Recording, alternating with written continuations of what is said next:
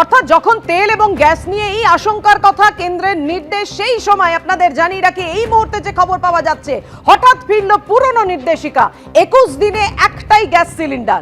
মধ্যপ্রাচ্যে যুদ্ধের আবহে ভারতের রান্নার গ্যাসের যোগানে আশঙ্কা তৈরি হয়েছে, আর সেই মুহূর্তে আবার ফিরল সেই পুরনো নির্দেশিকা। 21 দিনে একটাই গ্যাস সিলিন্ডার। ইরানের হুমকিতে হরমুজ প্রণালীতে আটকে রয়েছে অসংখ্য জাহাজ।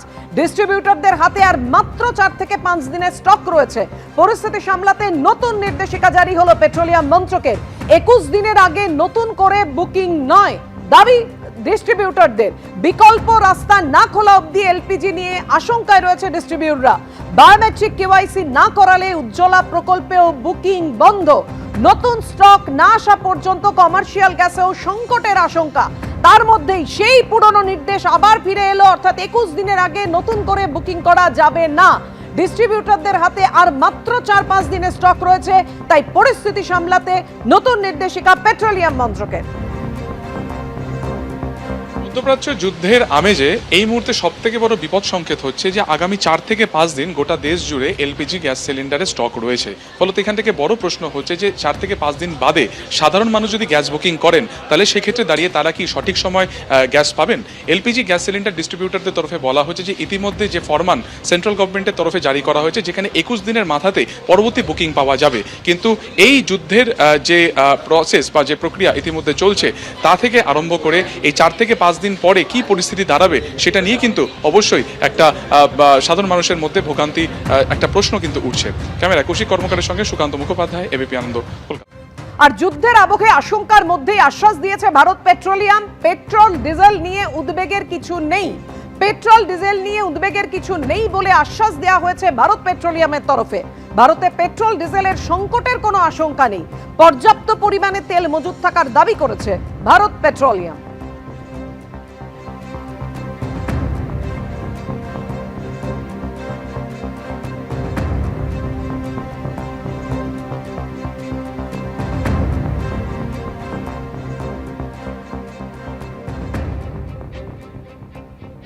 রাতভর যৌথ বাহিনী হামলা চালায়। তেহরানের আকাশে একেবারে ধোঁয়ার কুণ্ডলী। যুদ্ধের আঁচে ধ্বংস হয়ে গেছে ইরানের ইনডোর স্পোর্টস স্টেডিয়াম। 12,000 দর্শক আসন বিশিষ্ট তেহরানের আজাদি ইনডোর স্টেডিয়াম ভেঙে একেবারে টুকরো হয়ে গেছে। হামলার আগের ছবি যেমন আপনাদের সামনে রেখেছি, হামলার পরে কি অবস্থা হয়েছে স্টেডিয়ামের দেখুন। যৌথ বাহিনীর মিসাইল হানায় এভাবেই গুড়িয়ে গেছে খেলাধুলোর জন্য নির্দিষ্ট এলাকাও।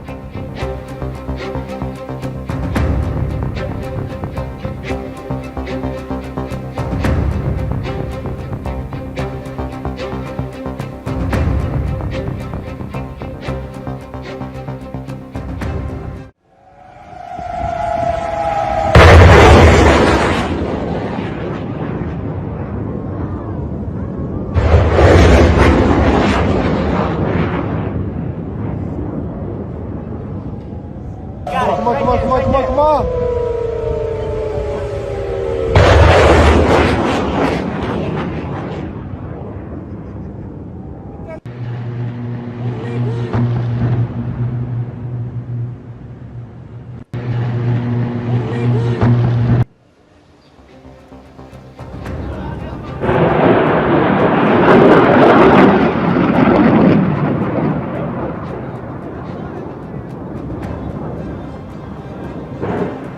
এভাবেই ইসরায়েল বনাম ইরান হামলা আরো তীব্র হয়েছে। ইরানের দিকে একের পর এক মিসাইল ছুটছে ইসরায়েল। ইরানের সিরাজ শহরে পরপর মিসাইল হানা। মিসাইলের আঘাতে অন্তত 20 জনের মৃত্যুর খবর পাওয়া যাচ্ছে, আর জখমের সংখ্যা 30। শহরের নাগরিকরা, ভাবুন, যেখানে শহরের নাগরিকরা বসবাস করেন সেই জিবা শহর এলাকায় মিসাইল হানা। মিসাইল হানায় সাধারণ নাগরিকের মৃত্যু হয়েছে অভিযোগ করছে ইরান। বারবার আমরা যেটা দেখাচ্ছি, যারা উদ্বেগে রয়েছেন, আতঙ্কে রয়েছেন, যারা যেতে চাইছেন মধ্যপ্রাচ্যে এবং যারা ওইখানে আটকে পড়েছেন বিভিন্ন দেশে। ব্যারাকপুরের রোহন চক্রবর্তী এবং তার স্ত্রীর 3রা এপ্রিল জর্জিয়া যাওয়ার কথা রয়েছে। সমস্ত বুকিং হয়ে গেছে, কিন্তু সাম্প্রতিক যুদ্ধের আবহে তাদের জর্জিয়া যাওয়া অনিশ্চিত। তার সঙ্গে কথা বলেছেন আমাদের প্রতিনিধি ময়ূর ঠাকুর চক্রবর্তী। আমার সঙ্গে এই মুহূর্তে রয়েছেন সস্ত্রীক রোহন চক্রবর্তী, পেশায় সফটওয়্যার ইঞ্জিনিয়ার। 3 এপ্রিল তাদের জর্জিয়া যাওয়ার কথা। এপ্রিল নেক্সট মান্থে 2026-এ আমাদের জর্জিয়া যাওয়ার প্ল্যান ছিল। তো সেই হিসাবে সব কিছু টিকিট বুকিং করা ছিল গত বছরের নভেম্বর মাস থেকে আমাদের টিকিট সব বুকিং অলরেডি। আমরা যে এজেন্সি ওয়ান্ডা ভিশনের থ্রু থেকে যাওয়ার কথা আছে তাদের থ্রুতে সব কিছু হোটেল থেকে শুরু করে ভিসা থেকে শুরু করে সব কিছু বুকিং করা, ট্রাভেল ইন্স্যুরেন্স সব কিছু বুকিং ছিল। তা এখন এই অবস্থায় এখন জানি না কী হবে সেইগুলোই। হ্যাঁ, যুদ্ধটা তো একদমই হঠাৎ করে শুরু হয়ে গেছে, আগে থেকে সেরকম কোনো প্ল্যানিং সেরকম তো ছিল না, মানে হট করে কোনো কিছুই ছিল না। সেরকম হলে আগে থেকে সেরকম হিসাবে প্রিপারেশান নেওয়া যেত, কিন্তু সব কিছু এরকম হট করে হয়ে যাওয়ার পর আর্থিক পরিস্থিতিতে একটা ঘাটতি দেখা দিয়েছেই। কারণ টিকিট যতই হোক বুকিং যেগুলো ছিল সেগুলো ক্যান্সেলেশন ফি কেটে একটা পাঠানো হচ্ছে, ভিসা প্রসেস চলছে অলরেডি, ট্রাভেল ইন্স্যুরেন্সের সব কিছু বুকিং হয়ে গেছে, সেক্ষেত্রে আমাদের পেমেন্ট হয়ে গেছে পুরো আমাদের ওয়ান্ডা ভিশনকে।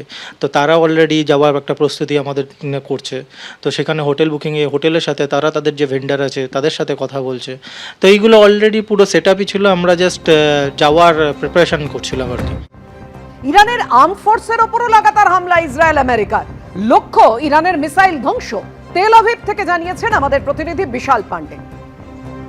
आईआरजीसी के बहुत से ठिकानों पर अमेरिका और इजराइल लगातार हमला बोल रहे हैं, क्योंकि अमेरिका और इजराइल को यह पता है कि अगर ईरान की मिसाइल शक्ति को, उनकी ड्रोन शक्ति को अमेरिका और इजराइल खत्म करने में कामयाब होते हैं तो वो ईरान में सत्ता परिवर्तन करने की दिशा में आगे बढ़ जाएंगे।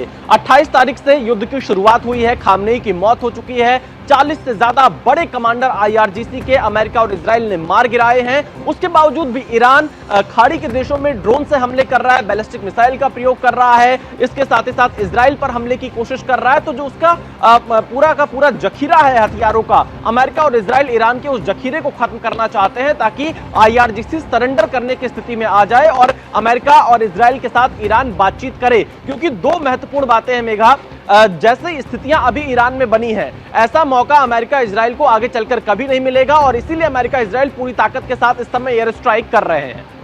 एबीपी आनंद एगिए थाके एगिए राखे।